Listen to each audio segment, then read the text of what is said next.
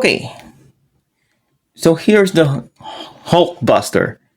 As you can see, hindi na siya katulad na nandito sa picture nito. I don't have the box and more. And tinanggal ko na rin yung piece kung bakit hindi movable yung knees niya. Yeah.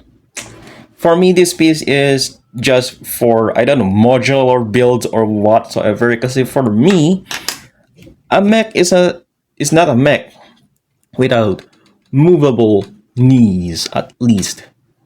You know, and for the shoulders and the chest area right here, sa instructions kasi parang hindi talaga siya movie accurate. Opinion ko lang naman yun. Let's see dito sa instructions niya. Like for example, ito kasi, diba? Ito yung sa knee joints right there.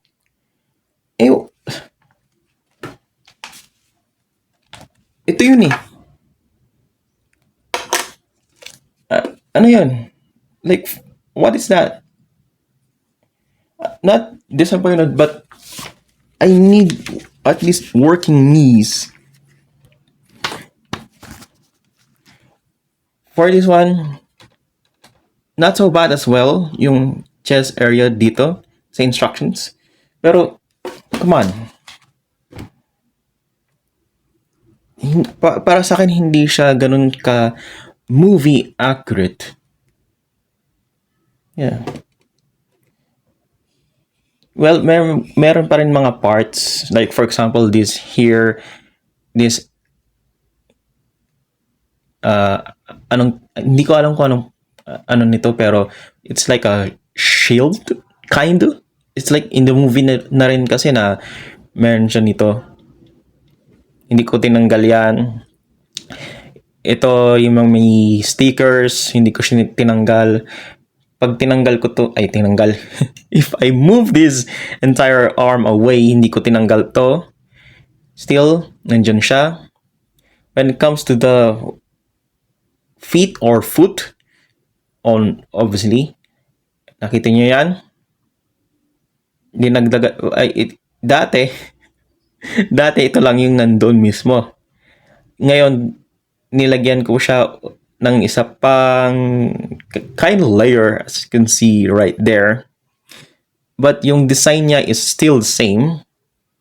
And for me, this is posable enough. Yun nga lang, syempre, gusto ko lang talaga siyang nakatayo ng ganyan, na straight. Kasi dito sa picture niya dito, going back to the instructions, nakabend yung knees at hindi talaga, parang i-imagine mo lang na hindi siya, or let's say, nakakatayo siya ng ganyan.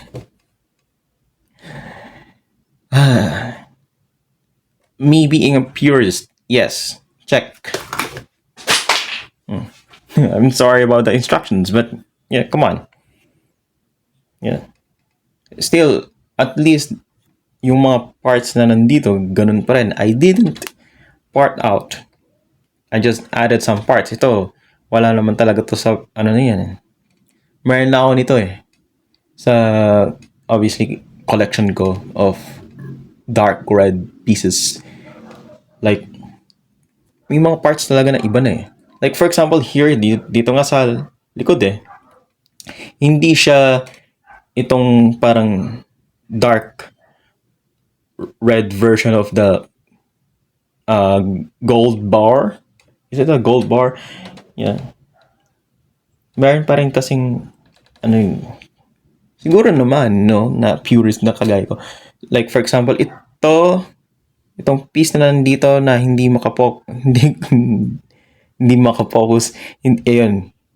Ayan. Basta itong piece na nandito sa kamay ko ngayon is dati siyang nandito sa likod, which is hindi, para sa akin ay hindi siya movie accurate.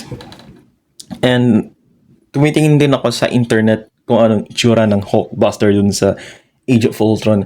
And another thing, dito sa itong gold na to, meron siyang black stud na nandito sa paa niya. Ayokong galawin yung paa kasi sa instructions nandun siya. Sa instructions. Ay. Let me see. Basta nasa paa yun eh. So,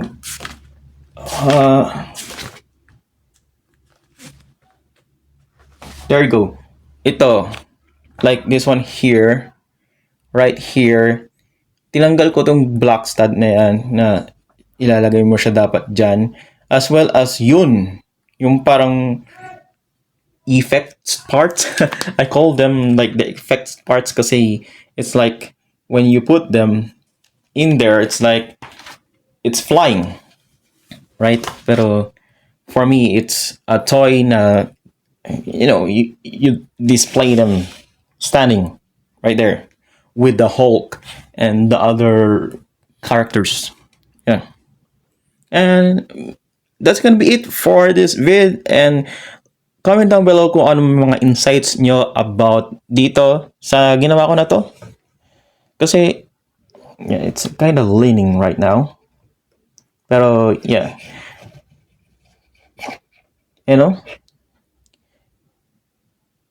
Ball joints. Because why not? Put ball joints instead of these, right? Yeah. No hate about that. Wala naman ako hate doon, pero para sa akin hindi siya para sa katulad nito na mech. So, yeah. Again, like, share, subscribe, and hit that notification bell para updated ka sa aking mga videos. Yeah. Woo!